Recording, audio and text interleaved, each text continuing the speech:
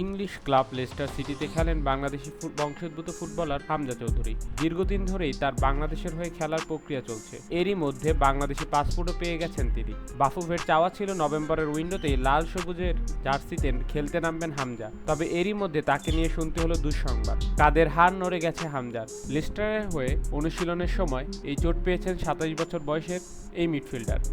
হামজার চোটের কথা নিশ্চিত করেছেন লেস্টার সিটির কোচ স্টিভ কুপারও, তবে কতদিন মাঠের বাইরে থাকতে হবে তাকে সেটি এখনও বলা যাচ্ছে না বলে জানিয়েছেন তিনি। কুপার বলেন, কাঁধ নড়ে যাওয়াটা অবশ্যই মারাত্মক একটা ইনজুরি। আশা করি এটা যেমন বা অতটা গুরুতর হবে না।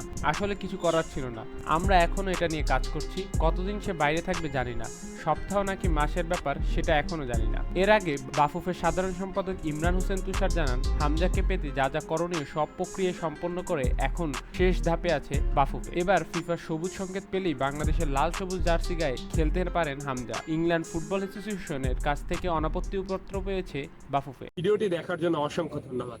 ভিডিও সম্পর্কে যে কোনো মতামত জানাতে পারেন আমাদের কমেন্ট বক্সে। এছাড়াও নিত্য নতুন এরকম ভিডিও পেতে ভালো লাগলে অবশ্যই ভিডিওটিতে লাইক দিয়ে যাবেন। ধন্যবাদ।